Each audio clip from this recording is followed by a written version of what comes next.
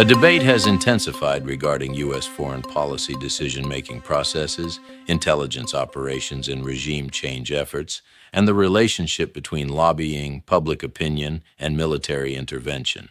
This includes discussions of Iraq and Syria interventions, Iran tensions, international legal proceedings, Israeli-Palestinian resolution frameworks, and questions about institutional accountability. This analysis examines 12 interconnected elements: historical intervention patterns and decision processes, democracy versus authoritarianism framing, public opinion's role in foreign policy, the Iraq intelligence controversy, regime change operations, Syria involvement, intelligence oversight, lobbying influence, Iran escalation risks, international legal mechanisms, conflict resolution frameworks, and perspectives on governance threats. The United States has conducted military operations in the Middle East continuously since 1990. Major interventions include the 1991 Gulf War, the 2001 Afghanistan invasion, the 2003 Iraq invasion, sustained operations against ISIS from 2014 onward, and various covert and overt operations in Syria, Yemen, Libya, and other locations. Each intervention followed different authorization processes and had different stated objectives. The decision-making pattern for these interventions has varied. The 1991 Gulf War received United Nations Security Council authorization and congressional approval. The 2001 Afghanistan operation received broad congressional authorization following the September 11th attacks. The 2003 Iraq invasion received congressional authorization based on intelligence assessments regarding weapons programs. Operations in Syria began without explicit congressional authorization, justified under existing authorizations against terrorist organizations. Critics of this intervention pattern argue that decision-making authority has become concentrated in executive branch and intelligence agencies with insufficient congressional and public oversight. Defenders argue that national security threats require executive flexibility and that congressional authorizations provide adequate democratic legitimacy. This represents a structural debate about constitutional war powers that extends beyond any single intervention. The documented fact is that no formal declaration of war has been issued by Congress since 1942.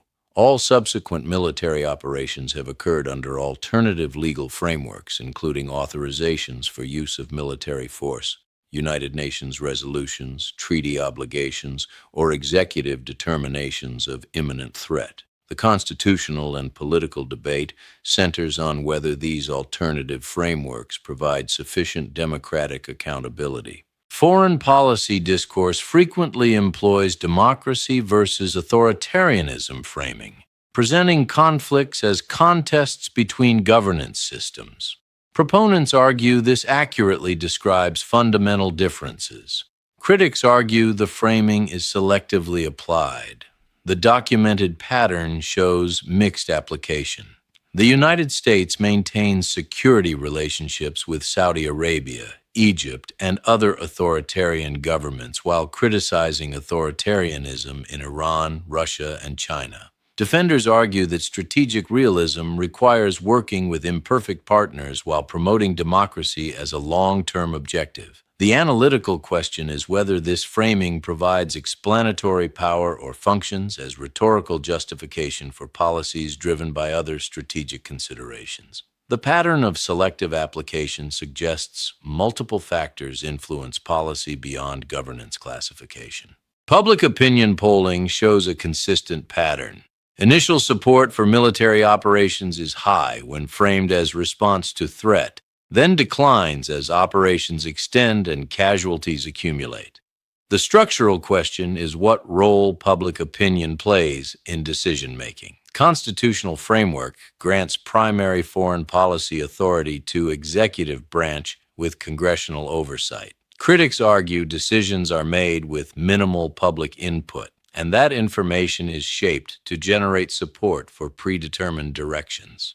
Defenders argue that foreign policy requires confidential intelligence and that electoral accountability provides sufficient democratic control. The documented fact is that major decisions are made by small groups within executive and intelligence agencies with congressional leadership briefings under classified conditions. The broader public receives information through official statements and media reporting. The 2003 Iraq invasion provides documented intelligence controversy. Stated justifications centered on weapons programs and terrorist connections. Post-invasion searches found no active programs and no operational connections. Multiple investigations, including Senate Intelligence Committee reports and the British Chilcot Inquiry, concluded that intelligence assessments were influenced by pressure to support policy preferences. Dissenting analysis was marginalized, evidence was selectively emphasized, and uncertainty was not adequately communicated. Whether this constituted deliberate deception versus institutional failure under pressure remains disputed. The strategic implication is reduced credibility for future intelligence-based justifications. This creates skepticism that persists and influences current debates regarding Iran and other adversaries. Regime change as policy tool has documented history. Declassified documents confirm U.S. involvement in the 1953 Iranian coup and various covert operations.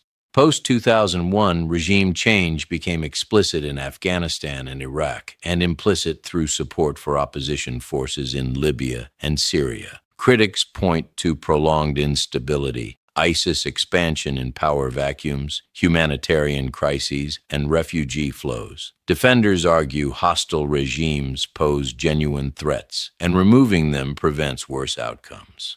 The pattern suggests removing governments is operationally achievable, but establishing stable successors proves substantially more difficult.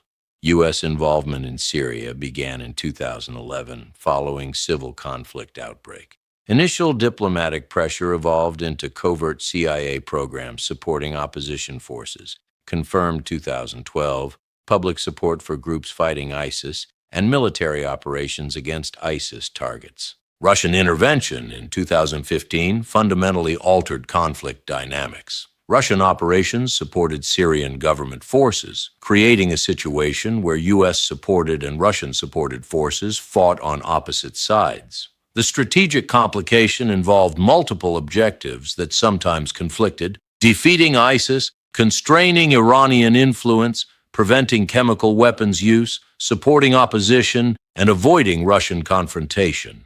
The debate centers on whether involvement prolonged conflict and whether operations had adequate legal authorization. Intelligence community operations occur under legal frameworks including the National Security Act of 1947, various executive orders, and congressional oversight through the Senate Select Committee on Intelligence and the House Permanent Select Committee on Intelligence.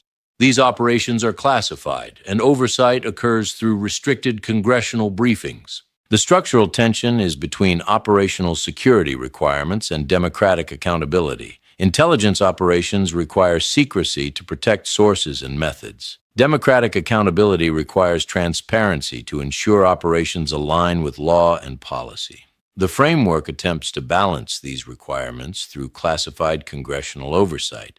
Critics argue that oversight is insufficient because congressional committees receive selective briefings, lack independent verification capacity, and face pressure to defer to executive branch security claims. They point to documented cases where operations occurred without full congressional knowledge or where misleading information was provided to oversight committees. Defenders argue that congressional intelligence committees have substantial access to classified information and that additional disclosure would compromise operational effectiveness. They maintain that the existing framework provides adequate accountability while protecting necessary secrecy. The documented reality is that significant operations have occurred with limited congressional knowledge. The Senate Intelligence Committee's report on CIA detention and interrogation programs documented systematic withholding of information from oversight committees. Similar patterns have been documented regarding surveillance programs and covert operations. Foreign lobbying operates under the Foreign Agents Registration Act, which requires registration and disclosure of activities conducted on behalf of foreign governments or political parties. FARA data shows hundreds of registered agents representing dozens of countries with aggregate spending in hundreds of millions of dollars annually. The analytical question is what influence this spending achieves. Documented cases show that lobbying efforts have influenced congressional votes on arms sales, security assistance, sanctions policy, and other foreign policy matters. The mechanism operates through campaign contributions, funding of think tanks and advocacy organizations, media campaigns, and direct congressional lobbying. Critics argue that foreign lobbying allows policy outcomes to be purchased disproportionate to genuine national interest, and that relatively small financial investments can shift policy on matters affecting billions of dollars in military assistance or trade relationships. They point to documented cases where lobbying campaigns preceded policy changes favorable to the lobbying country. Defenders argue that lobbying provides legitimate information to policymakers and that final decisions remain with elected officials who can reject lobbying pressure. They maintain that the registration and disclosure requirements provide adequate transparency. The structural reality is that lobbying represents one input among many in foreign policy formation. The relative weight of lobbying versus other factors, including strategic assessment, intelligence analysis, institutional relationships, and bureaucratic preferences, cannot be precisely measured. However, the correlation between intensive lobbying campaigns and subsequent policy changes is documented in multiple cases. Current U.S.-Iran tensions operate against a backdrop of the terminated Iran nuclear deal, reimposed sanctions, periodic military incidents in the Persian Gulf, and Iranian support for regional proxy forces. The tension level has fluctuated with different administrations and in response to specific incidents. The escalation risk centers on several factors. First, the proximity of U.S. and Iranian military assets in the Persian Gulf creates potential for miscalculation or unintended confrontation. Second, Iranian support for Hezbollah, various Iraqi militias, and Houthi forces in Yemen creates multiple potential flashpoints. Third, Israeli-Iranian tensions, including strikes on Iranian assets in Syria, add another escalation pathway. Fourth, Iranian nuclear program advancement following the deal collapse creates time pressure for potential military action. Multiple actors have called for increased pressure on Iran, including through enhanced sanctions, support for Iranian opposition groups, and military posturing. Others have called for diplomatic engagement and renewed negotiation of nuclear constraints. This represents a fundamental strategic debate about whether pressure or engagement better serves U.S. interests. The documented pattern shows that maximum pressure campaigns, including comprehensive sanctions, have not achieved stated objectives of changing Iranian regional behavior or halting nuclear program advancement. However, proponents argue that insufficient time has passed for pressure to achieve full effect and that abandoning pressure would eliminate leverage for future negotiations. The risk analysis shows that miscalculation could rapidly escalate into broader regional conflict involving multiple actors, including Israel, Saudi Arabia, and potentially Russia, given its interests in Syria. The economic implications would include disruption to oil supplies from the Persian Gulf, with global economic effects. International legal mechanisms have been invoked regarding multiple Middle East conflicts. The International Court of Justice has issued advisory opinions and rulings on various matters. United Nations General Assembly resolutions have addressed conflicts, including the Israeli-Palestinian situation. International Criminal Court investigations have been initiated regarding alleged violations of international humanitarian law. The enforcement challenge is that international legal mechanisms lack direct enforcement capacity against major powers. Compliance depends on voluntary adherence or on pressure from other states. The United States, Russia, China, and Israel are not party to the International Criminal Court, limiting its jurisdiction.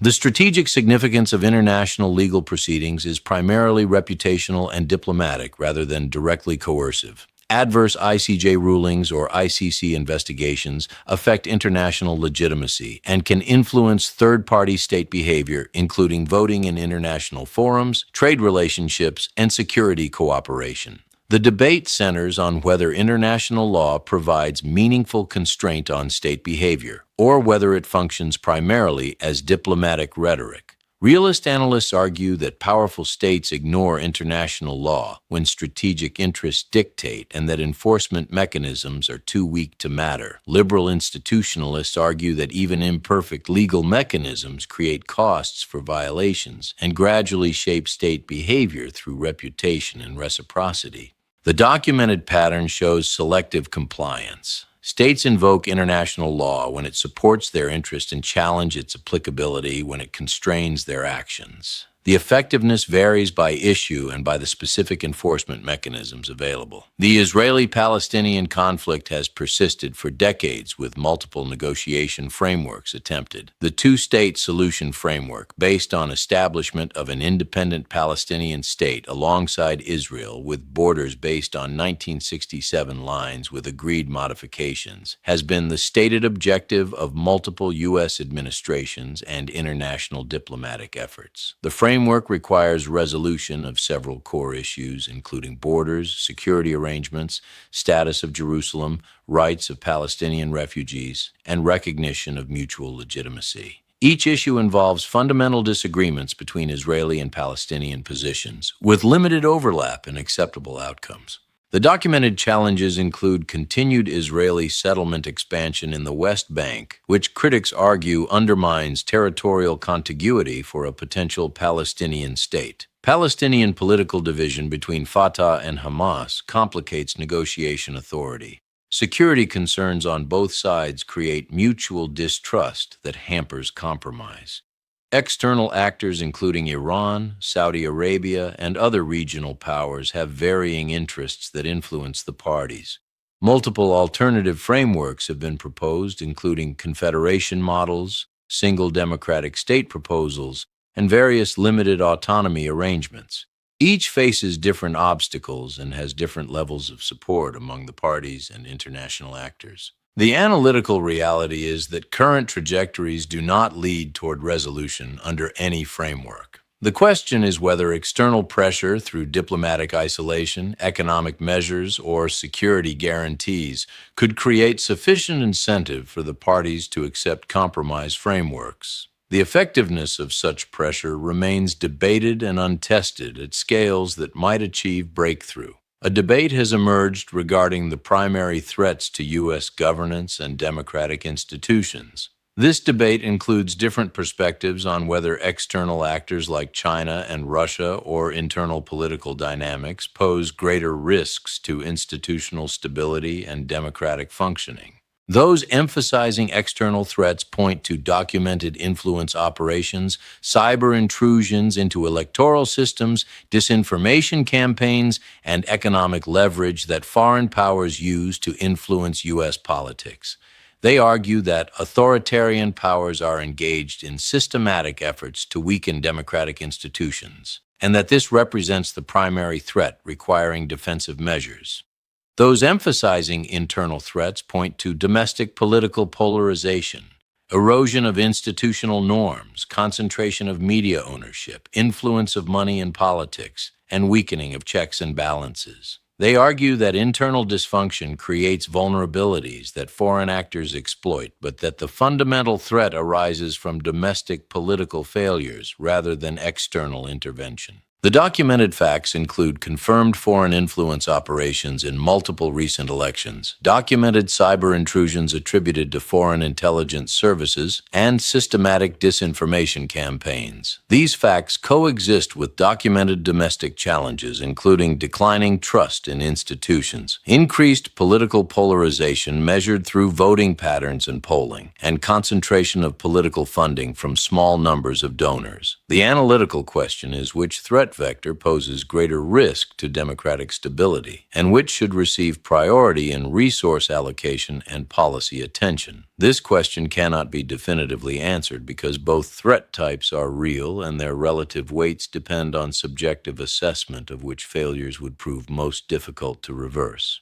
The strategic implication is that focusing exclusively on external threats while ignoring internal vulnerabilities may prove counterproductive if internal weaknesses create the conditions that foreign actors exploit. Conversely, focusing exclusively on internal reform while ignoring active foreign operations may leave defensive gaps that adversaries can exploit. To summarize the core analytical findings, U.S. Middle East military interventions have followed varied authorization processes with ongoing debate about adequate congressional and public oversight. Democracy versus authoritarianism framing in foreign policy shows selective application that raises questions about its explanatory versus rhetorical function. Public opinion influences foreign policy indirectly through electoral accountability rather than through direct consultation on specific decisions. The Iraq intelligence failure created lasting credibility challenges for intelligence-based policy justifications. Regime change operations have produced mixed outcomes with documented stability challenges following government removal. Syria involvement encompassed multiple competing objectives operating under questioned legal authorization. Intelligence oversight operates through classified congressional processes with documented cases of incomplete disclosure. Foreign lobbying demonstrates documented correlation with policy changes, though precise causal weight cannot be determined. Iran escalation risk remains elevated with potential for miscalculation leading to broader regional conflict. International legal mechanisms provide reputational and diplomatic pressure but lack direct enforcement capacity against major powers. Israeli-Palestinian conflict resolution frameworks face fundamental obstacles with current trajectories not leading toward breakthrough. The debate over primary threats to democratic governance involves both documented external operations and documented internal institutional challenges. What remains uncertain is whether intelligence oversight reforms would meaningfully constrain operations while maintaining security, whether alternative frameworks for Israeli-Palestinian resolution could achieve acceptance from the parties, the relative effectiveness of pressure versus engagement, approaches toward Iran, and which combination of external and internal threats poses the greater long-term risk to institutional stability. The key variables shaping future developments include congressional willingness to reassert war powers' authority, public pressure for foreign policy accountability, the trajectory of Middle East regional power dynamics, the effectiveness of international diplomatic pressure, and the outcome of domestic debates about institutional reform and foreign influence. Analysis will continue tracking verified developments, including official policy announcements, congressional authorization debates, international legal proceedings, and documented foreign policy outcomes. The focus remains on structural mechanisms, institutional processes, and documented patterns rather than on attributed intentions or moral judgments.